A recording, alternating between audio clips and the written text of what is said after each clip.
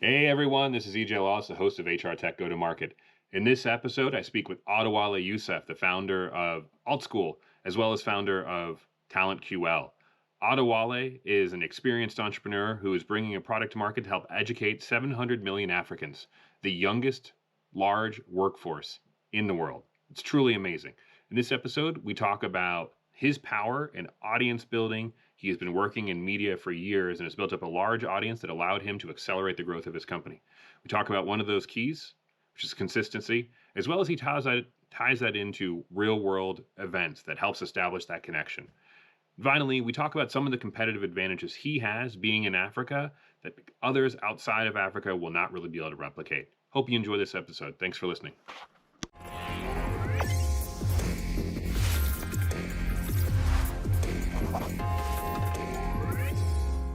I'm so excited to have you here today. I know this is sort of our second time getting together. You have a great and fantastic entrepreneurial founder background. Would you mind sort of giving an overview of what you're working on today? Because I think it's really interesting and potentially like very transformative, and then also sort of how you got here as well, because Okay. it is a Uh, long time in entrepreneurship. yeah, thank you so much for having me there. I know we've been trying to do this for a while. I'm glad we're finally doing this, and I'm glad I were able to meet in SF. My name is Adewale Yusuf. I've been an entrepreneur for over 8 years, and building in Africa has taught me one thing that this is the time to build some major infrastructure that would define the continent for for the future, which is tomorrow, that we all refer to as tomorrow. And so, one of the major things we're doing is education. We're tackling education because when you look at a continent of 1.4 billion people with 60% under the age of 25, you notice like that is a lot of workforce and energy that we need to Mm-hmm. channel into something. And also in the next 10 years, Africa will be like 30% of the entire Earth population at the speed we are growing. So it's one of the most important things we need to solve. And that's why we are solving for education. We want to educate everyone in Africa, and we're starting with software development because when you look at the skills, the global demand right now, everyone is looking for software engineer, everyone is Mm. looking for tech talent. And we realize like when you have a people under the age of 25, you have 700 million people under the age of 25, means 700 million people it's under the 700 age of million people under the age of 24 on the continent of 25 Africa. in Yeah. in Africa. So that's an amazing workforce that we can actually find Wow. something to do, and we can engage them, we can empower them. And that's why we're building AltSchool Africa. AltSchool Africa is the future of school. It's a school that is changing the way school is done. Because one major thing that we came out of COVID with is the inevitable power of the internet, that everything happens on the internet right now. So is education. We are taking education because there was no way we could train 700 million people with the four wall of school. And also, when you look at the concept of education, it's been designed for 1% because it's expensive. When you look at some of the Ivy Leagues, so it's expensive. Mm. So we are just looking for the most affordable way to teach people in Africa. And Africa is a 99% market, not the Mm. 1% market. And that's one of the things we're building. And that's what we're building at Our School Africa. We're democratizing access to education for the next 1 billion African. And yeah, in the next 10 years, we hope we'll be able to reach 10, 10 million. And say 10 million is not even up to 1% of the population. I mean, maybe 10%. Yeah, I mean Yeah. that is such an impactful mission statement. It, yeah. Looking to educate the 700 million people in Africa Yeah. and starting with software engineering, and then that gets people instantly into jobs, right? Because it's such an Exactly. in-demand field, and so those people are getting an instant return on their education. How did you? I mean, it's just like such an ambitious vision. I guess like a couple different ways I think about this. Like one is, how did you come up with that idea of like, let's figure out how over some period of time you can educate 700 million people? Yeah. So for me, I've been an entrepreneur for close to a decade now. And one of the major things I always do is, or I always look at is what is the opportunity? Where's the opportunity? Then I started in 2018, before COVID. I saw the opportunity like, oh, we need to educate Africa because Africa has some natural resources like gold, like oil, but we have people, human resources more than all these resources. So, and I just realized like we are not focusing on these people. We need to focus, but there were a lot of other distraction and a lot of it's. I'm so sorry. There are a lot No of worries. reasons why it won't work. And but fast forward to 2020, I realized like everything that could go wrong had gone wrong because of COVID. So the world is in a place of chaos and everyone is looking for the next solution. What will change? And I realized like this is an opportunity for Africa because for the first time, countries are looking beyond their immediate market to look for talent. And also immigrant borders are opening up for exceptional talent. And that was why I realized like this is time for us to refine our raw materials that we have, Yeah. which is the talent, the young people in the population. And that is fantastic. Like your story in and of itself, I think is really interesting as I understand it. So you started in entrepreneurship 10 years ago. When you were Yeah. trying to do it, you lived in your car for a while, as I understand. Is that right? To sort of So make yeah, yeah.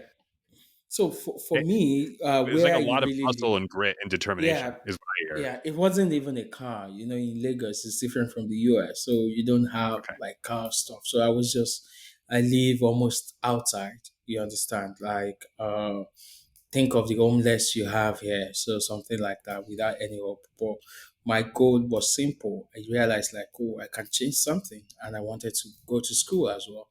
But eventually, I was able to send myself to university, and I I realized like it's thing worth it as at that time wasn't what I was expecting because the a lot of things they were teaching were obsolete, and I've Mm. been learning a lot of things as well. So So good. I that know was you why I flew in knew that. from you Yeah, flew in from Nigeria last week, right? So you're getting the yeah, the time I zones know. used I to. know my body. I thought my body had adjusted. Apparently, it's Yeah, still it's all because good. right now it's super late in Nigeria. It's like better. So, but one of the major things I'm trying to say is I realize like we need to address this because in Africa the concept of education had to change. We need to focus a lot on skills. We need people to have a skills that is marketable, that is in demand, because that's how we can add value to even our economy. And that's one of the things we are trying to do. Because when you see a place where there is population, where there is energy, you need to channel the energy. Sorry. You need to channel the energy into something, and that's exactly what we're trying to do at AltSchool Africa. Because I believe that as at then, the opportunity I didn't have, we can create that opportunity for people now. And we have millions of people that are looking for that same opportunity right now. And you are, I think, well known within the African tech community, right? Because you've been writing about the tech community. One of the companies you started was a media company focused on that, and so Absolutely. you So, probably have a lot of trust and credibility too. yeah, so for me, I keep telling people when we started our school and it was successful, and I said, for it was a unique challenge. And the only reason why, to an extent, it was successful at the big, sorry, at the beginning was the credibility I and my co-founders had, because over time people know that we are builders. We built a lot of things because we were asking people to drop money even before we write a single line of code. Before we any code was written, we were asking for application form, and we generated some hundreds of thousands of dollars just from that. Mm. And it was because of our network, our credibility. I built tech points, my co-founders built other ones. And these are things that the world look at us that we are extraordinary talent. And also we've proven ourselves over the years. So that really helped us to start because Imagine there's nobody that can come random from anywhere and just say, hey, I need 10,000 people to apply for this thing, and I'm going to admit 5,000 people into a school for the first time. So that was really, really tough. But we Hmm. were able to pull it off. That's why some people feel like, oh, this is a scam at the beginning. But eventually, the student, some people are not, no, we know these people are real. And it's something amazing right now. I'm super happy that it works. And also, with an entrepreneurial journey that we had, we build businesses. I understand how businesses on the continent of Africa really works. I understand how everything, because media gives you a bird view access. Like you can always see everything in the market, Mm. and you can know people's mistakes. I've interviewed a lot of entrepreneurs and also investors as well, so I know some things that are missing. And yeah, so it's a good shot when we started. Yeah, that's fantastic. And I think from a go to market perspective, sort of like what I think about and focus on, you built an audience. You built an audience around technology, and then Yeah, you're able to sort of take that and help people who are probably reading your other businesses and be like, hey, you probably want to get involved in technology too. Here's a way to do it, right? With the way you start as a starting point. yeah, It's like your entry. yeah. So I think one thing that is very important is that I've just realized building an audience is very important. And every day right now, Elon Musk is throwing everyone up and down. Not because he's rich, to be honest. Jeff Bezos is rich. Mark Yeah. Zuckerberg, some people are rich, but it's because he just had an audience. He's Yeah. one of the most followed on Twitter. And whenever he tweeted something, he's chaotic. So because Yeah. his audience. And one thing I've learned is when you build your audience before your product, when you build a product, they trust you, they trust the brand. There's no product you build, you will always be successful. And that's one thing I think people like Elon Musk are done. And also one thing that I'm trying to do as well. I'm always making sure I'm building audience. I'm always looking for what's the best way to connect, because that Mm. credibility is very important. And people trust you based on that. Yeah. I mean, you describe it in a way like it's easy to do. It's obviously not easy to do because I know that you've been working on your businesses for a number of years, but once you have it, it's so Yeah. impactful, and it clearly Yeah. allows you to help grow AltSchool. Because you said, how many people did you say were already sort of signed up for it when you So just sort of announced? we have 9,200 people now, close to 10,000 with the new class. So That's fantastic. and we have a lot of wait list, and these are people that paid to sign up. So I mean, audience is very important, and it's It never easy to build. It's consistency. Yeah, consistency. That's your recommendation. So Yeah. consistency. So consistency is this. I remember like before I keep building the audience, you everybody will come, they will realize that oh, you are there. And whatever the subject you are an expert in or you choose, just be consistent. Even when there's no retweets, there's no like, there's nothing, just be consistent. Because you think the people are watching, and when it's time, people will definitely follow. So from media perspective, I think consistency is key. And also when it's time, my social media grew sporadically after we launched Out School, because before Out School on Twitter, I think I was like 15,000 or 17,000. And right now I'm over 34,000 followers.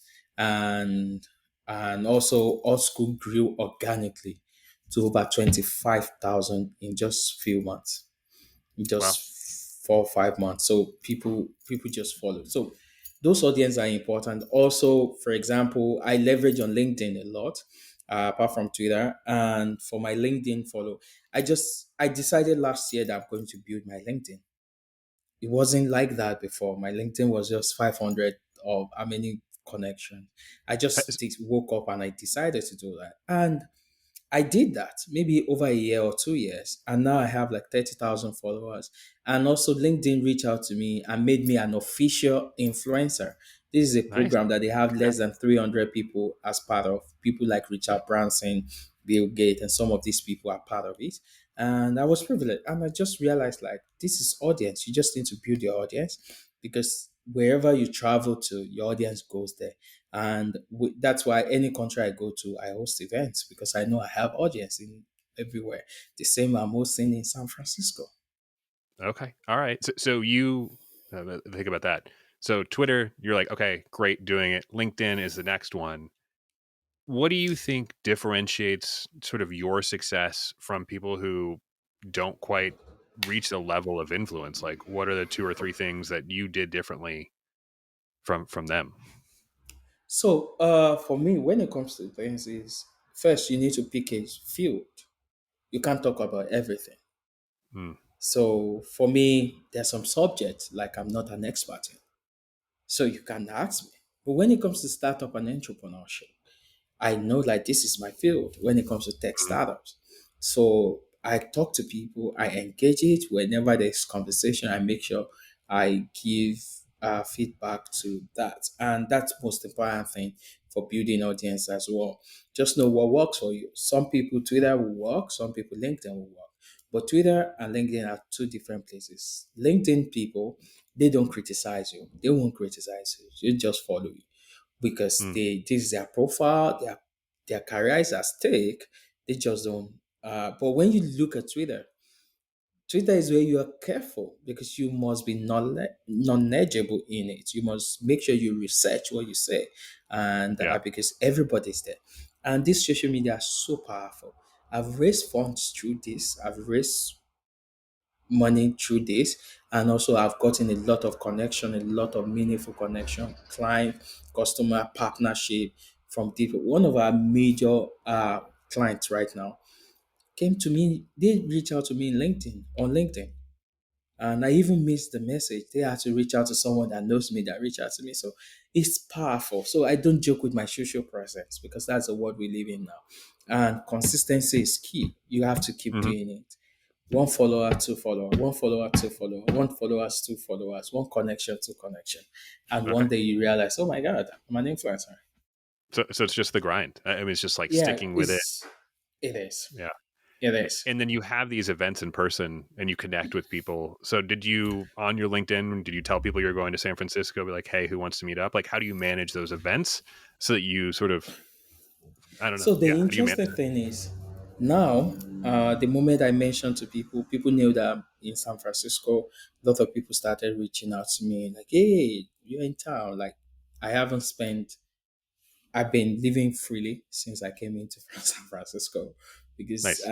someone has been hosting me, and he just reached out on Twitter because lost contact in a long time and say, "Hey, you're in town, come." And a lot of people, that's how all the meetings has been because the virtual audience, the people you connected with online, they are real. So, and the advantage will come someday. So, and that's the most important thing. The people just reach out. Then I realized, like, okay, I'm out. Let's host a physical one where every one of us, because you guys know me, but you can meet each other and you can add value to each other because I'm leaving San Francisco. You guys continue. Then I'm going to host another one in Austin. Then I'm going to Mm, host in Harvard. Then I'm going to host in MIT. I should be hosting one in Berkeley now, but I will be in Berkeley tomorrow. I'm meeting some different people. So I just realized like everyone comes together because now I can harvest my audience, my investment in different way. yeah. And there was never a country I've traveled to that I didn't see people that eventually come out to meet. And so that must reinforce that connection too. So you go out, you meet with people in person. The people who are following you, like, yeah, I'm definitely going to follow this person. They probably are more likely to like and retweet your your posts afterwards too. I would imagine, Yeah. just because they feel It, more connected to you. that's the yeah. So when you meet in person, you solidify the connection, and it makes it more stronger, and you are able to connect with people more just because you talk to them this time around, and it's about trust. So people, if you're building anything, you build it with people. And when you meet in person, when you meet people, they trust you. They have a virtual connection, so they now trust you more. And you guys are going to build. One thing I realize is the next person that will write you your next check might just be someone you've met long time ago.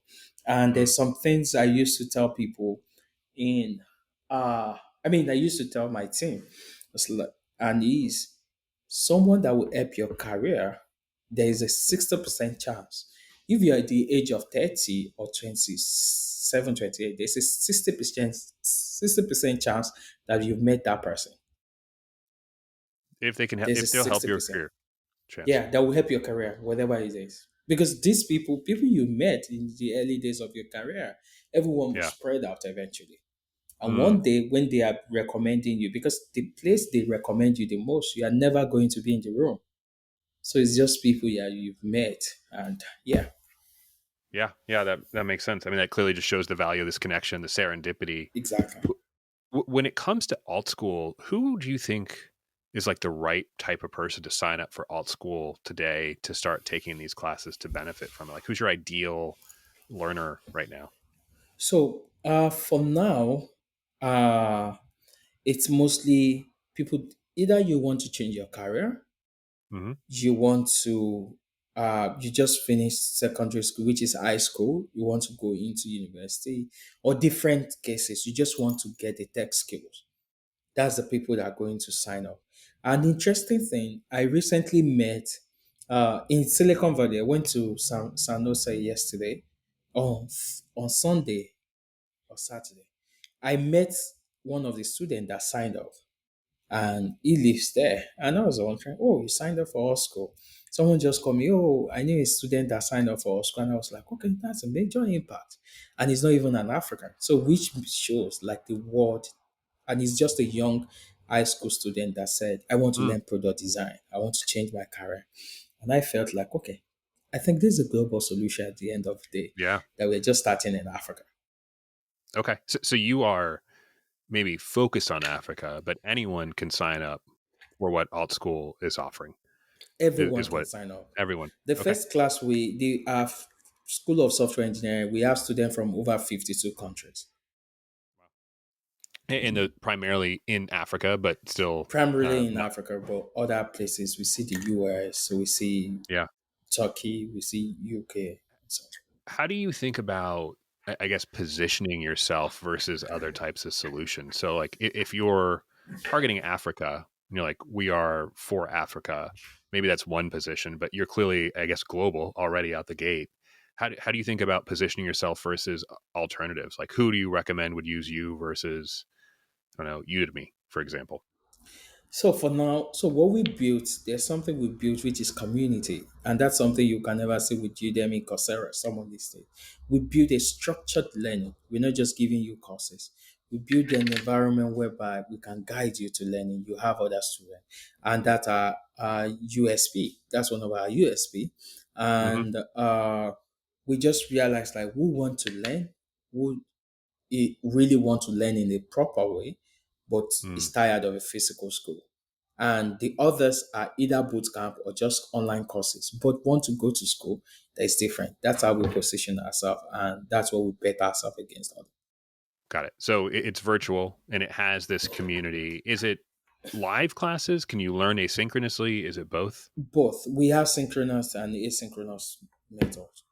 So Okay. we invested and we built our own LMS, learning management system, and Hmm. also we have some live classes. Okay. Got it. And then as people are looking to switch careers, I think that's what you said. How do you help them facilitate that? So they take your classes, they graduate. Do you have a way of helping them get a job afterwards? So the good thing is we have a flywheel, which is TalentQl. So TalentQl is now a flywheel. We're serving some of the biggest clients in the world. So whereby we can easily help you transition into tech. I get you your first job, even your first internship. Got it. Okay. So that is also probably pretty unique too, right? Like I don't think Coursera or Udemy connect you to employment. Exactly. It sounds like go through alt school and then you will help them through TalentQL actually get their first engineering job too. Yeah, we did that. That's one of the major things we're doing. Okay. That's pretty neat. How do Thanks. you, when you're going out to companies for TalentQL and say like hire through TalentQL, is alt school part of what you sort of pitch? No, it's not. It's not part of Okay. our pitch. Osco is independent, operating Mm, independent, although Osco now owns TalentCure, but it's operating independent. okay. Got it. Two independent models, two independent Yeah, businesses. but Yeah, it is a benefit for they TalentQL. complement each other. Or sorry, Yeah, it's a benefit for AltSchool to be able to access what TalentQL offers. exactly. And also, TalentQl is missing what our school is having because now TalentQl needs some talent. Some of our clients are looking for some big talent, but there's no way to Hmm. get them. Do you have any people sponsor people to go through AltSchool? Yeah, Like, we do do any? have some people, yes. And we do have some people. And also our business model, also one of our business models to get even people to sponsor their family member because we realize like it's a way we learn in Africa. Okay. And so that like people who are looking to develop talent pipelines over a longer period of time, actually, how long does OutSchool usually take to sort of take someone who wants to switch So we careers have into tech? so we have different programs. The first entry one is 1 year, is a year. The second one is 3 to 6 months. So we have the 6 month, which is more advanced classes. Then we have Hmm. short courses, which is just you wanted to upskill. You're a product designer, you're a product manager, you are a developer, you wanted to just upskill your algorithm and some of this. Yeah. Got it. And then that upskilling, Yes. some companies offer that as a solution to enterprises. Some companies will go into employee Mm. development departments in HR and say, "Hey, you can upskill your employees." Are you solely focused on using upskilling for, I guess, people who want to learn? Like it's more the B2C model than B2B. Is that right? Yeah. So we the upskilling is the one most important thing because one thing we realize in Africa is uh we don't have much system that do upskilling for people. And that's one of the ways problem we wanted to solve as well because a lot Mm, of companies are suffering because their talent couldn't grow as fast as possible, but because there's no upskilling. So it's a bit of our upskilling model will be a bit of B2B and B2C. okay. So, so how? I mean, I know we were talking, and so you sort of like traveled to different parts of the world. Yeah. The In a lot of places in the U.S. and Europe and Asia, people are having trouble finding talent, the right skill set. What do you see as sort of like unique to Africa challenges versus challenges that everyone is sort of facing in the world? Like, do you see anything that is a unique problem to Africa, and you have unique solutions to Africa? How do you think about that? So so there are different unique challenges to Africa. First, Africa is one market that really a lot of people wanted to go to school. And it's just that we don't see support that much compared to other parts of the world. And we can't afford also we can't afford student loan. It's Mm, ridiculously too expensive for someone sure. like us. Yeah, it's really yeah, okay. Then Fair. then Africa also I realized like there's some things like credit card system. We don't have a credit system. Then also we don't have there's just several challenges that is Mm, totally unique in Africa. okay. Because I got to this place, I realized to do anything, mostly you need to have a credit system. You need to have a credit Mm, card. And even if you have cash, you won't be able to do some of those things. And it wasn't like that for us. So then it's just it. It's yeah. two different markets and some So unique then I hear like is challenges to a unique solution. what I hear is a competitive advantage that like you'll be Yeah. able to reach the market in Africa in a way that some of the other existing solutions probably won't. I don't know about Baiju because I think that's one of the largest ed tech Yeah, companies I in the know world right Baiju. Yeah. now. It is out of India. Are there any lessons that you look at what they did and you're like, oh, that's interesting. I wonder if it makes sense to consider. You So might know better than I do. so for now, Baiju focus on K-12 Mm, and which is more younger population. yeah, that's true. In the future, we're going to extend to that, but right now we are not. So they are not one of those people that I focus on aggressively. So there Got is it. an Okay. interesting startup in the Latin America that I really like. Forgotten the name, but they're mostly in Latin America, Spanish. Mm, And they're doing got it. a So bit similar to what we're trying to do, but not really what we're doing. I would have to imagine the companies that are solving similar problems are probably not in the U.S. or Europe. They don't Yeah, have the same because challenges, same environment. it's totally different challenges. Yeah. So it's So totally different challenges. So actually, it's challenges. kind of interesting to me. So you went through Techstars. Techstars is a startup accelerator. How is the mentorship there? So maybe for people who don't know, Techstars Startup Accelerator, they have them in different cities, they have them in different programs, and I think they usually try to bring a group of companies in a cohort, and then have mentors that So help with different parts. Like, how did that work for your experience? so Dexter was good, and Dexter was good. It got us to understand that any problem you have to solve, you have to think global, and Mm, you have to scale. Scale is the most important thing, and that's one of the things I've discovered in Africa, in Silicon Valley. Everybody is looking to solve the biggest problem, the major challenge. Everybody wants to solve for the world. And a lot of companies in Africa weren't thinking that way. But one of the things, the moment you got into Techstars, you start looking at the other markets in the world. This is my solution. Where can it scale to? Where's the other place I can deploy it? What's the other solution? What's the next market? And that's one of the major things that was very, very important. mm. Yeah, that's an interesting observation. I think you mentioned early that 700 million people is how many people you want to educate. Like, that seems like a big market to me. That seems like Yeah, at scale. yeah. Was Techstars like, yeah, you know what, 700 million, I think you're good. Why don't you just solve that problem? Don't worry about outside of the US, like, or outside of Africa. Maybe it works outside of Africa, but you don't need to worry about the Mm, other markets. Were they, did absolutely. they tell you to like think big, but also focused? Yeah. The startup we went to Techstars with was mostly TalentQl, Okay. and so we a lot of people. So it was a lot of global solution, but Hmm. the advice was even focus on African market, which was Got it. good because eventually when we focused talent or school on African market, when we eventually had our school, it was just great. This Yeah. is just Okay. great.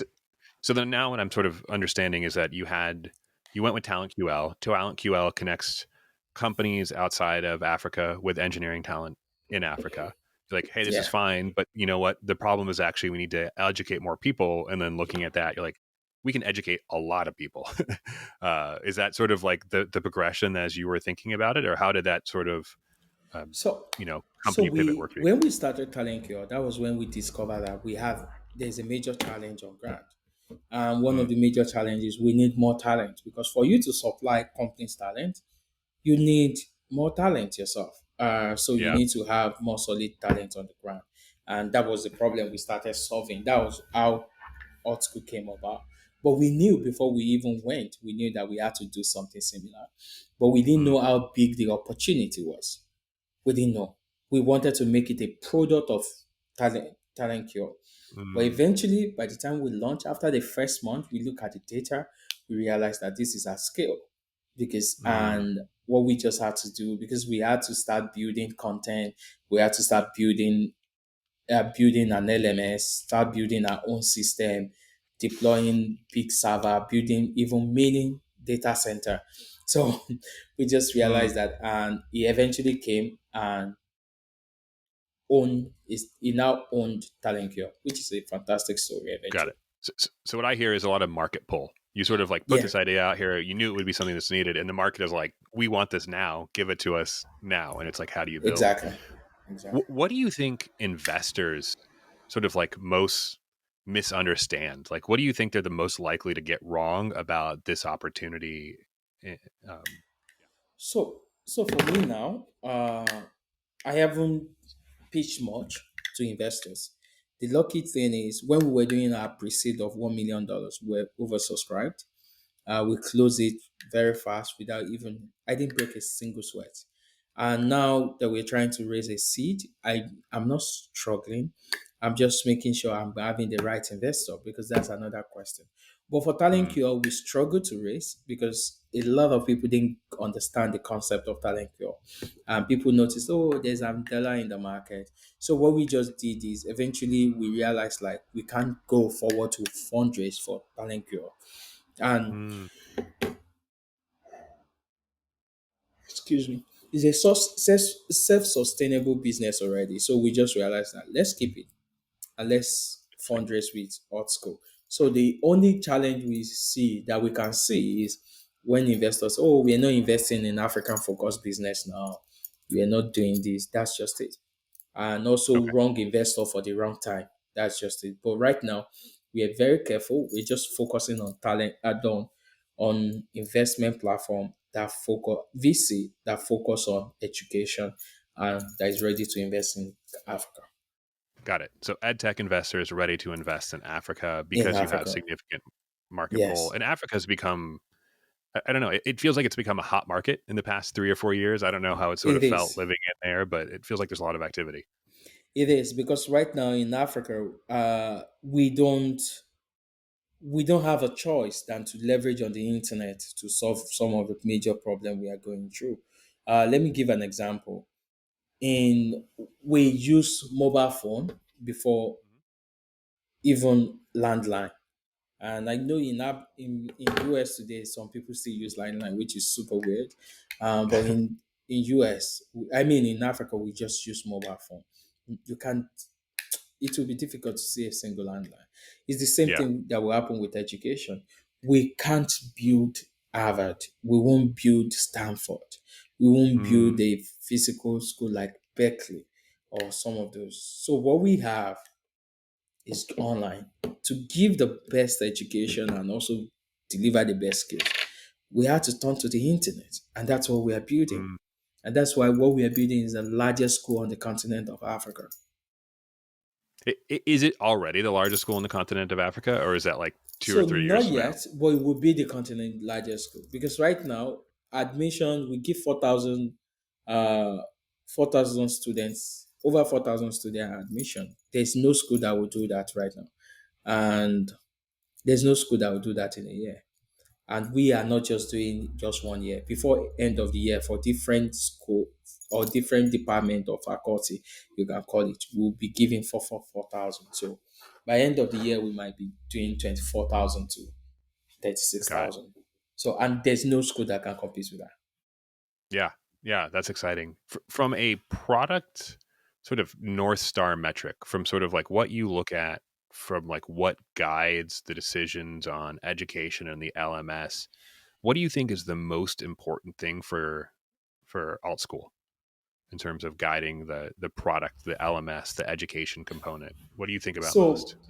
so the interesting thing is, and that was why I bet on it. People are catching up, but more people still need stuff like they need internet Mm, and laptops. Those are going to be some things. Well, people are catching up because the families are able to support now. Like, oh, okay, instead of me giving you some money in every month, I can actually buy laptops.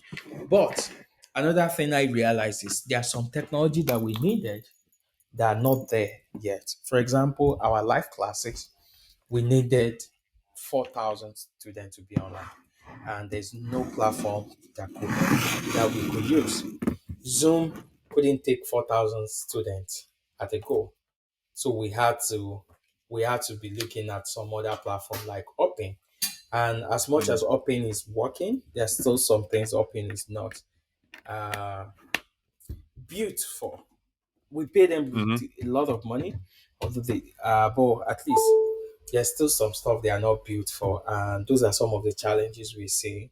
And we can't build technology as fast as we needed, but we don't have a choice. We have to keep iterating and keep moving forward. Got it. Yeah, that makes sense. So you are looking at solving sort of these key problems that are preventing people from accessing the internet or accessing the live class. That's helpful. Absolutely. Well, Adewale, I appreciate your time today. I know we're sort of kind of at the end, but it was great meeting up with you in person and great connecting with you on this because I've been looking forward to it. So Thank you so want to much. It say was thank you. great meeting you as well.